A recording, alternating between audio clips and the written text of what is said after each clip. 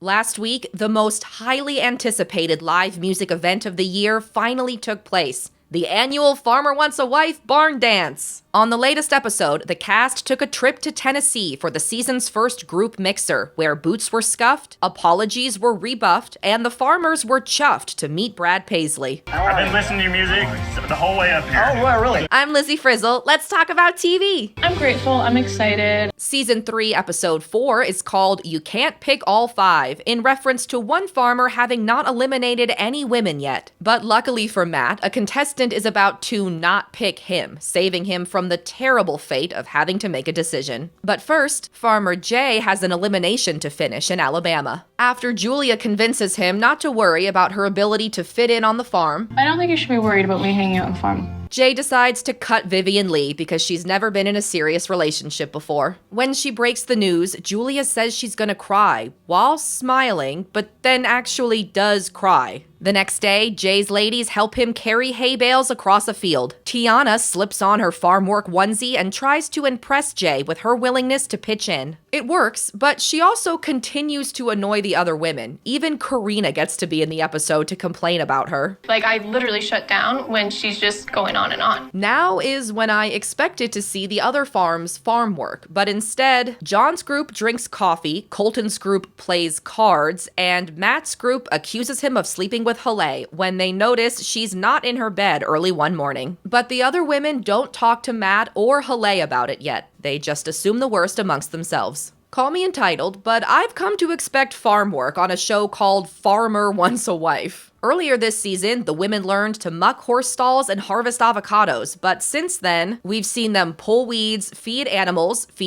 again in a shorter, less interesting scene. We've seen 2 different groups move hay bales around, and though Matt's contestants technically planted vines, so little footage of it aired, I could claim including it in this list as a charitable donation on my taxes. And I'm not saying we need to go back to castrating bulls, then eating the spoils for dinner season 1 style, but there's gotta be a middle ground between testicles and Colton's group getting 1 farm work segment in 3 episodes. When the trip to Tennessee is revealed to the contestants, no one is more excited than Chelsea. I'm so excited! Pretty sure that footage is from the first episode, unless Chelsea changed back into her speed date formal wear just to interview about going to Tennessee. In what John's contestants call Nashville, We're going to Nashville! We're going to Nashville! but is actually Murfreesboro, the cast reunites at the barn dance, then immediately divides by gender. Host Kim Williams Paisley hangs out with the women while her husband Brad, Paisley, is supposed to give advice to the farmers, but mostly he just asks how the show works. Are the girls in this from the city, from the country? So, how many have come and gone already? I haven't sent anyone home yet.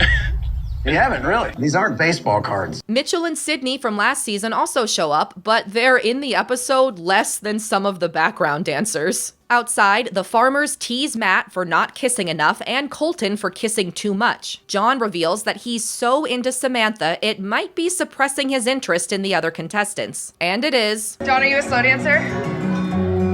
Sure. I'm feeling so giddy, if you can't tell. We learn that the reason John likes Samantha so much is because she's not trying to win him over like the other women. It's tough to think of a worse quality for someone in the bachelor role on a dating show to have than being turned off when people try to impress them. It's almost as ridiculous as someone signing up to be a contestant knowing they don't like competing with other people for attention. I don't ever want to feel like I have competition. Inside, the women talk to Kim, and by women, I mean mostly Samantha, in the first of 6 separate scenes during the barn dance, all dedicated to her vague feelings of anxiety that aren't even resolved by the end of the episode. I'm so anxious. What? Sorry about it? Not right now. You can talk about it. I don't want to say anything What? around the other girls. I'm so insanely anxious. Everything is just getting to be a lot. The stress and the emotional overwhelm is like really starting to get to me. I think the pressure and the stress is like really starting to get to me. We've already seen that Samantha likes a plunging neckline, but this has got to be a wardrobe malfunction that no one warned her about, right? It's not even a neckline at that point, it's just an unbuttoned shirt. In addition to Samantha's anxiety, the other two main storylines in this episode revolve around the type of drama every producer dreams of creating, the kind that's based entirely on events that happened off camera. Matt confides in the other farmers about what's happening between Haley and the other women, and confirms that nothing happened between Haley and him, while she says the same inside. Basically what happened is I left the house and took my journal and went down and saw sunrise, and it was beautiful and perfect. We never see Haley explain that to any of the other women from Matt's farm, though. Meanwhile, Jay, in his final moments of bliss before being inundated with Tiana drama, says he's relieved that there's no drama on his farm. Thankfully, no real drama. At the start of the barn dance coach Keely feels in her element and is ready to impress Farmer Colton, but then she disappears for the rest of the episode. One of Colton's other contestants, Zoe, starts getting screen time for the first time all season, so she's probably going to get the next solo date or be the next one eliminated. Or both. Same goes for Alex from Matt's group and Claire from John's, who both finally get their first confessionals 4 episodes into the season. There are other parallel storylines between the farms, too. In each group, one woman has emerged as such an obvious frontrunner or such a big personality, the others are worried they can't keep up. Bailey. I would prefer not to really see him smacking lips with Bailey. Samantha. I definitely think that John and Samantha have a great bond. I see sparks flying here and there. Haley. They've been eyeing each other differently when we're around them. And Tiana. I definitely think Tiana is starting to jeopardize how Jay and I connect. She tends to fill the conversation and exhaust it by being very theatrical. My head is getting circulation cut off. She's been causing a lot of tension in the house and just making little jabs off camera. And that was just the first time someone had to tell us why she doesn't like Tiana, because the show can't show us since it all happened off camera. Later, after getting advice from one of the older, wiser women, 29-year-old Alex, Tiana confronts the rest of Farmer Jay's contestants, Grace, Karina, and Julia, about feeling isolated from them because no one swapped rooms to move in with her after her original roommate, Vivian Lee, was eliminated. My roommate went home, so the 3 girls are in the other room, so I'm by myself. So I've been feeling left out. I know that happened to me, but Kaylee came with me.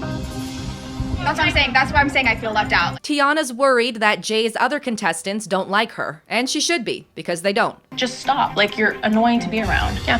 For me, just little digs you've made, when we were listening to Sexy Red, and Vivian and I were looking for the hose, and then you told me to look in the mirror. I had heard a comment being made that you wouldn't have wanted the one-on-one anyways because they don't make it to finals. Tiana's not wrong, though. The show is 0 for 8 in women who got the first solo date winning. Except for Haley, but she also got eliminated. Grace, Karina, and Julia are also mad at Tiana for telling the women from the other farms that the 3 of them are like a clique, something they explained to her while sitting in an extremely cliquish way. In the end, nothing is resolved between Tiana and the others. Is anything going to change between you and Tiana? No, nothing's going to change between Tiana and I. And later, Grace has a panic attack, imagining how Tiana will spin the tension to Jay in a way that makes the trio look like mean girls. But Grace thinks of an easy solution. Bad-mouthing Tiana to Jay first. One of the girls was it doesn't matter, the first date, who cares? It doesn't mean anything. She's not gonna make it to the end or whatever. Who said that?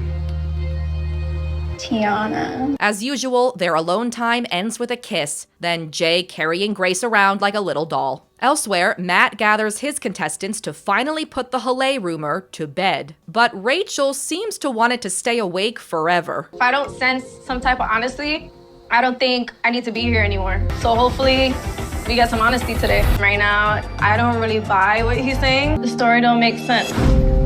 From what we see, I think both Haley and Matt do a pretty bad job reassuring the others that nothing happened between them. But assuming at some point Haley did tell the rest of Matt's group that she got up early to journal about the sunrise, then I don't get what's so hard for Rachel to get about someone wanting to enjoy the incredible views they suddenly have access to. Also, Matt was too timid to kiss Jordan after spending 24 uninterrupted hours with her, but he's gonna start sleeping sleeping with Haley because they've had a few conversations over the course of a couple weeks? Things are not really adding up. Alex and Chelsea choose to believe Matt, but Rachel remains unconvinced, even more so after she spots him dancing with Haley. Seeing Matt dance with Haley, it's like, with this happening, everyone is pretty much at a disadvantage.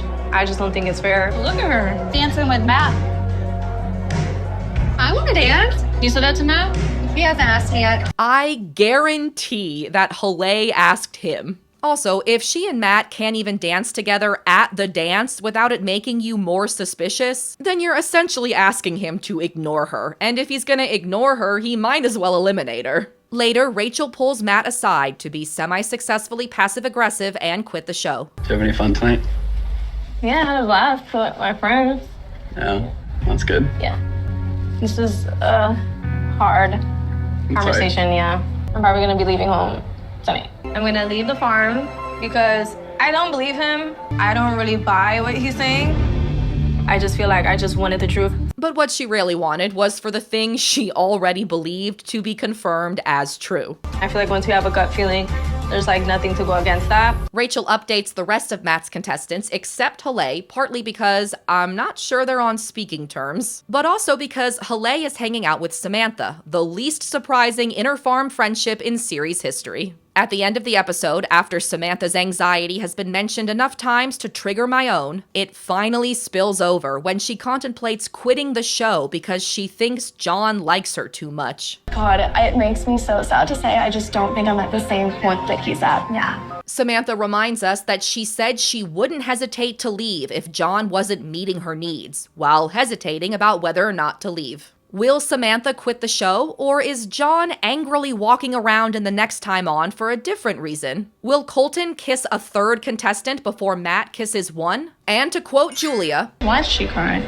find out next week on another Farmer Wants a Wife recap. Thanks for watching. In the meantime, if you're so inclined, please like and subscribe, and also turn on notifications to be notified about the next video. Thanks again and see you then. Bye.